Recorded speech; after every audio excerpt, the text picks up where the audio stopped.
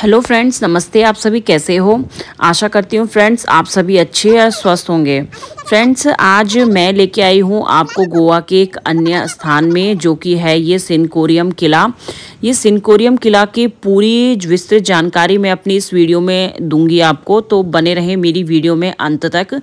Friends, ये सिनकोरियम किला 17वीं शताब्दी में पुर्तगाली शैली की वास्तुकला के साथ बनाया गया एक किला है। फ्रेंड्स, आप देख सकते हैं इस किले को बनाने में भी लेटेराइट पत्थर का यूज़ हुआ है, जो कि यहाँ बहुत ही मात्रा में पाया जाता है। यह किला एक रक्षा संरचना के रूप में कार्य करता है और अरब सागर के शानदार दृश्य प्रस्तुत करता है। यह देश के विभिन्न भागों से आने वाले प्रतिभाशाली फोटोग्राफरों के लिए एक रोमांचक स्थान है। यह फोटो समुद्र तट के दृश्य के लिए एक आदर्श स्थान है और इसके आसपास रोमांचक गतिविधियां हैं। गोवा की यात्रा के दौरान यह स्थान आपकी सूची में अवश्य शामिल होना चाहिए, क्योंकि यह हमारे देश के इतिहास और ऐतिहासिक तथ्यों के बारे में जानकारी प्रदान करता है। फ्रेंड्स, ये सिनकोरियम फोर्ट भी मुझे कुछ खास नहीं लगा। सिनकोरियम फोर्ट ना बिल्कुल ऐसा ही था, मतलब कि बड़ी उसमें फैला है, आसपास पूरे पानी, मतलब अरब सागर है। तो बस आप अरब सागर यहाँ से, मतलब कुछ ऐसा देखने लायक था नहीं, बस फोर्ट था, सिनकोरियम फोर्ट था। बहुत पुराना ये फोर्ट है। तो फ्रेंड्स, चलिए जानते हैं इस फोर्ट के बारे में। गोवा में स्थित ये सिनकोरियम किला गोवा के परिदृश्य में अपने अद्वितीय स्थान के कारण बहुत महत्व रखता है। फ्रेंड्स, जो यहाँ पे खास यही था कि यहाँ पे दूर दूर तक आप अरब सागर को देख सकते हैं। यहाँ पे आप देख सकते हो, जिन लोगों को फोटोग्राफी का शौक है वो फोटोग्राफी कर सकते हैं। यह हमारे देश के समुद्री इतिहास में एक महत्वपूर्ण स्थान है। इस किले के आसपास के खूबसूरत समुद्र तट और किले की सुरम्य सेटिंग बेहतरीन है। यह किला कई कारणों से लोकप्रिय है। सबसे पहले और सबसे महत्वपूर्ण, इसमें पुर्तगाली शैली की वास्तुकला है, जो इसकी भव्यता को दर्शाती है। आश्चर्यजनक आंतरिक भाग हमारे देश के गौरवशाली अतीत को दर्शाते हैं। यह कई प्रसिद्ध समुद्र तटों के करीब है। ये समुद्र तट शानदार दृश्य प्रस्तुत करते हैं और प्रकृति में आराम करने के लिए आदर्श हैं।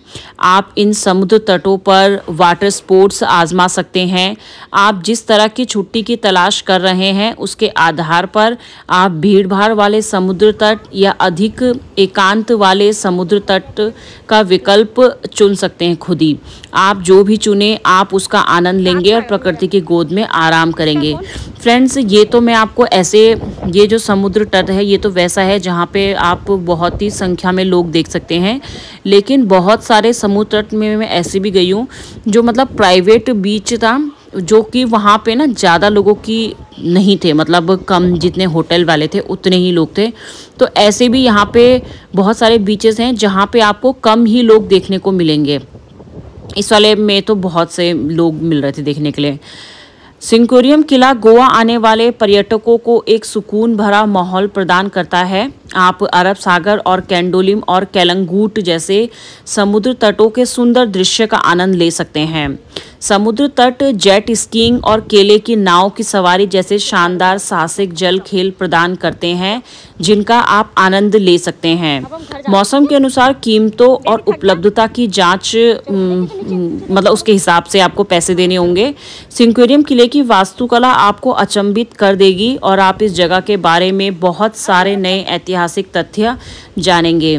इस जगह की यात्रा स्थानीय समुदाय के साथ बातचीत करने का एक शानदार अवसर है। यह एक परिवार के अनुकूल जगह है जहां आप अपने बच्चों के साथ जा सकते हैं और उन्हें हमारे देश के गौरवशाली अतीत को समझा सकते हैं। फ्रेंड्स, ये सिनकोरियम किला है जी, ये गोवा में जो स्थित है। गोवा में इससे पहले हम जो तमिलनाडु में गए थे, तो तमिलनाडु में थोड़ा लैंग्वेज की दिक्कत आ रही थी, लेकिन गोवा में लैंग्वेज की कोई दिक्कत नहीं। यहाँ पे सब लोग तुम्हारी भाषा को समझेंगे। हिंदी बोलने वालों की संख्या यहाँ बहुत है।